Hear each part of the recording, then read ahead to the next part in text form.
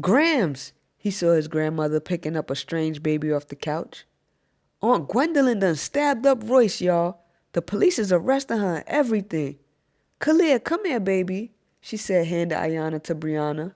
Brianna took the baby and sat it back down on the floor. You okay, son? God gets grandbaby okay? Well, what happened? She asked, holding her youngest grandson. I don't know. She on that shit, Grams. And she out there with her hair all wild, half naked, titties hanging out, fighting the police.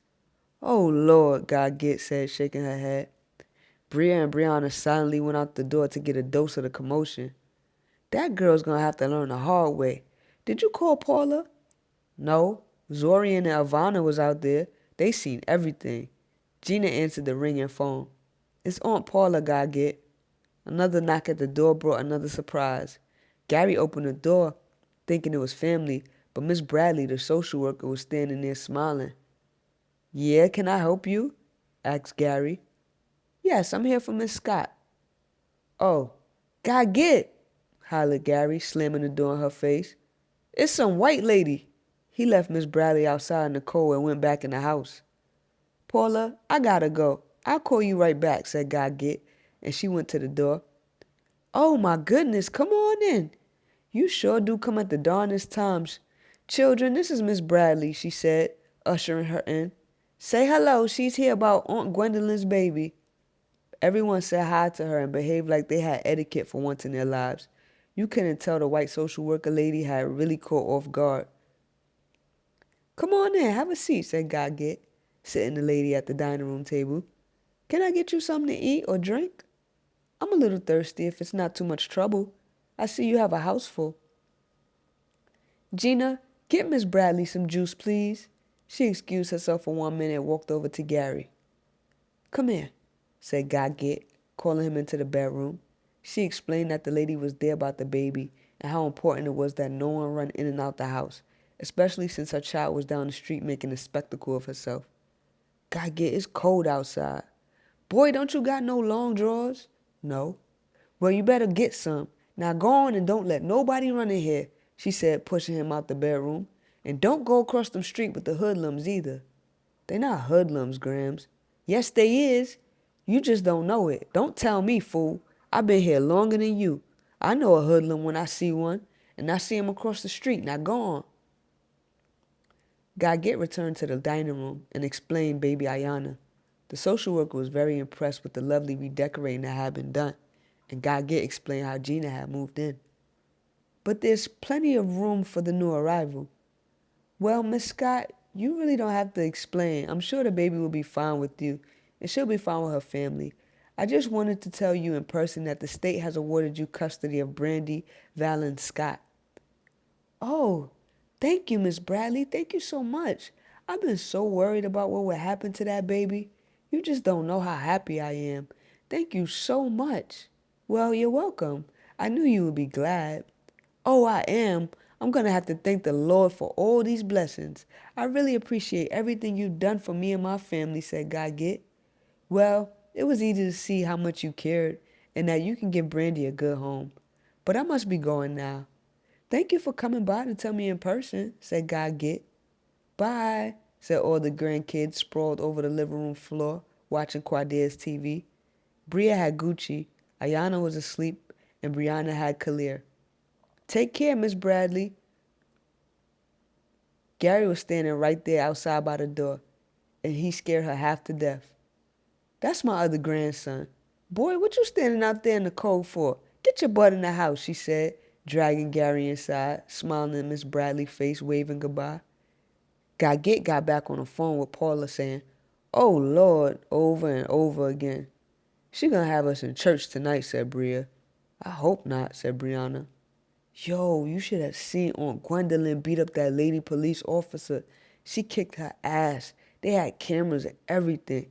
She probably gonna be on cops or something. Nuh-uh, Gina said. For real, I think it was on TV. Gary, you always bugging. You not gonna be on nobody's TV, okay? Said Bria. Gina suddenly froze at the sound that meant loss. Gunshots. Get down, Godget, hollered Bria. Watch out, Gary said, running over to Godget. Everybody was on the floor. A bullet shattered the living room window and hit the wall, leaving a hole.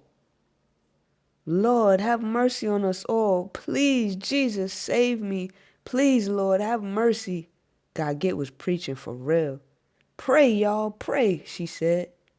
Praying isn't gonna do shit, whispered Brianna. Sure as hell ain't, said Bria. There were no more shots and it was over. Outside, 2 men were lying in the street. Gary went running out the door. It was his boy Vic and this other kid named Freddie. Gina went running out the door too, but God Get wouldn't let the twins outside. Baby Ayana was crying from all the commotion. Damn, he was my boy, said Gary as he put his head down. Gina reached for her cousin, hugging him. By now, Victor and Freddie's families were outside losing their minds. Victor's mother just fell out in the street. Lord, please don't take my son, was all you could hear. Gary, come on, let's get back in the house. Gary didn't argue because he knew if he stayed out there tonight, it was going to be trouble. You kids come on in here and settle down. Gary, you okay? Yeah, Grams, he was my boy though. I know, son. It's a shame to see these young children out here killing one another and taking away good lives that God put on this here earth. I just don't know what has happened to these young people out here in the world. They is crazy. They don't have no respect. Now, back when I was coming up, wasn't none of this mess going on. There was drugs and people drank, but they had sense about them. And not only that, they had respect for one another. It's a sad shame. And what the dag dabbit they done did to my window. Gina walked upstairs to her room. She moved about in the dark and sat on her head, holding her kitten. Funny how they ended up the same way. In the street, covered with blood. She remembered that night her destiny changed. He winked his eye and let go of her hand, making it happen. Gina mustered up the strength and forced the tear back inside. Kwa, she said to him with her heart, I miss you. And she paused for a moment, continuing on with her normal conversation. Bria walked by Gina's bedroom and heard her talking to Quadir. She really needs a new man, she thought to herself. Gina got herself ready for bed and let Khalil sleep with her. In the middle of the night, screeching sounds of a baby in distress woke up the whole house. Gina got up, but God Get told her to go back to sleep. I can't sleep no way, Gina said, getting a glass of milk. Thinking about Quadir, baby? God Get all the time. I know, she said, rocking little Yanni in her arms. Quadir was a good man.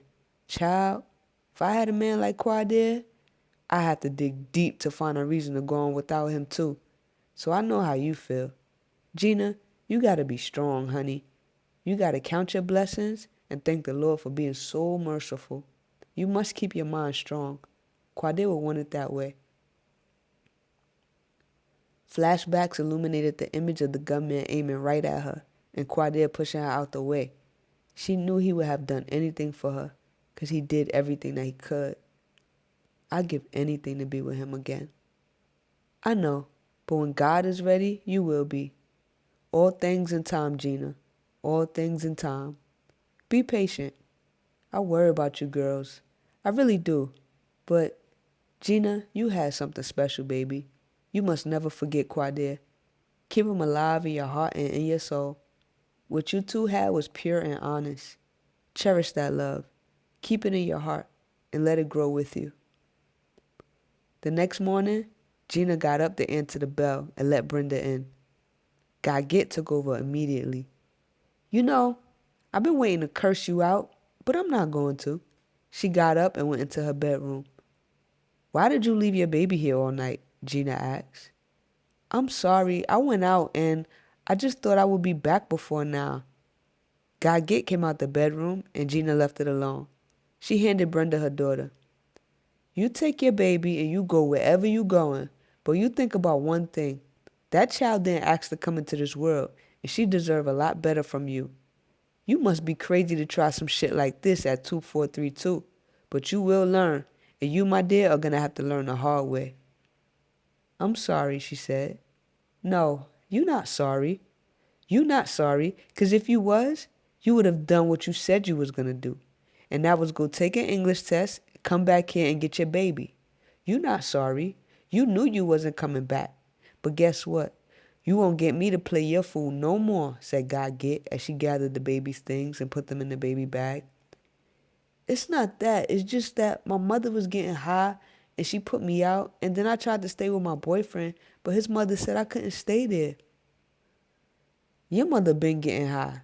That don't got nothing to do with you calling. You young girls treat these babies like they something that just came out of you. Baby, they more than that. You need God. You're going down the wrong path. I tried to help you, but you took my kindness for weakness. In life, you should never bite the hand that feeds you. I'm sorry, Miss Scott. I really am. I appreciate you keeping her for me. God Get handed her the baby bag and closed the door. Relief filled her. She looked at the time, noting that her babies would be home soon. She worried about them out there in the streets on their own, especially little Kalia. Lord, show my babies the way.